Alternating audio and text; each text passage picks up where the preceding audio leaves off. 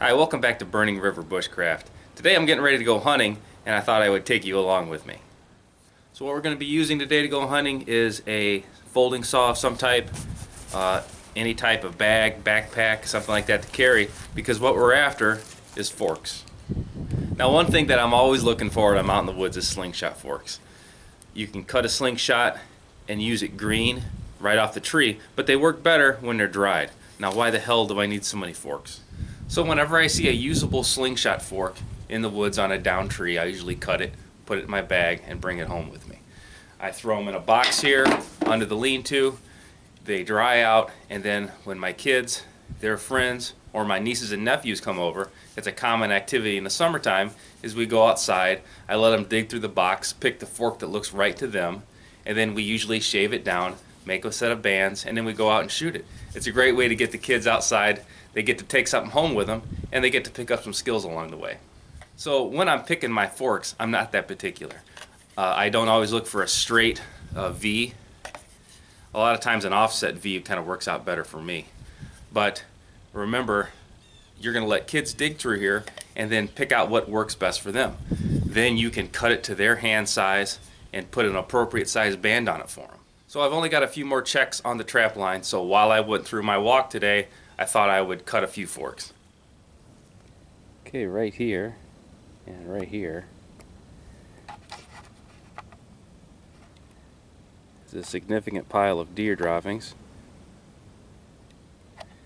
And the deer happened to be bedding up right next to a bunch of slingshots. So the number one rule of harvesting a fork for a slingshot is do not cut live trees. There's no need to. Behind me here, this is a blowdown. There's all kinds of broken branches. Anytime after a storm is a great time to hit the woods and look for slingshot forks. Now as far as size, I usually go about 3/4 of an inch up to about 1.5 inches. Anything bigger than 1.5 inches, I just don't feel like sawing through. There's plenty of meat on 1.5 inches to let me carve it down and shape it to how I want it to be. Anything under 3/4 is a little light. It can work, especially with a harder wood, but if you do choose a smaller fork for a smaller size shooter, make sure you put an appropriate band on it so you don't have any breakage. So when I go to cut it, I'm going to cut 4 fingers below where I want to keep on the handle and 4 fingers above where I want to keep for the fork. That way I've got plenty of room to trim it after the fact.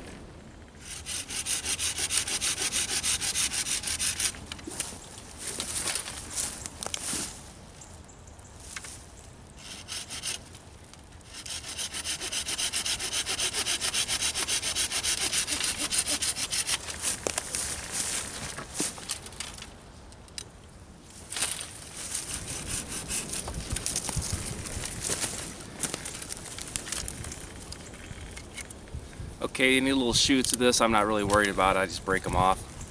And again, I personally prefer a fork that's more lopsided than a straight V. I mean, you could cut this right, left-handed, you know, depending on the shooter. And I got 2 forks out of this one branch top.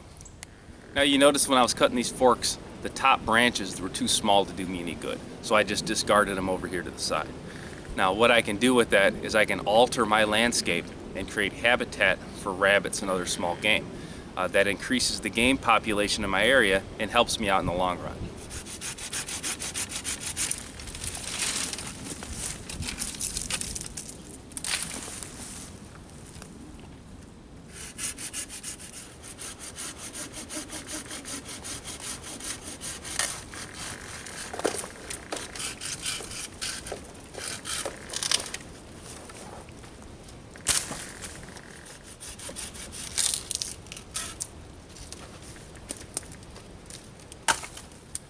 Okay, so, you know, just a few minutes time with my Baco in just one location, basically down one branch.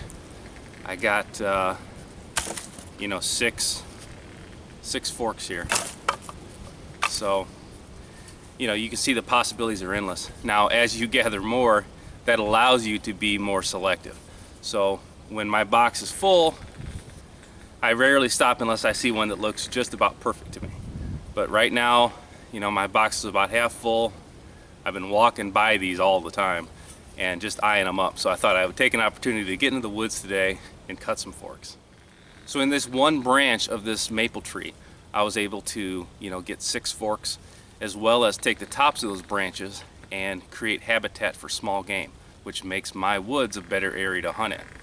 Now, on the main branches of the trees, I'm down to the straight sections that are in the 2, 3, 4, 6-inch categories.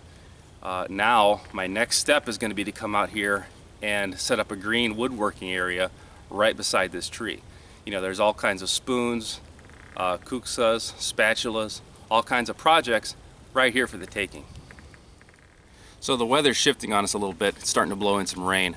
So I'm going to take the green Slingshot forks that I cut, take them back to the barn, put them in my box, let them dry out, and these forks will become some kid's prized Slingshot in the future. This has been Jamie Boggs with Burning River Bushcraft.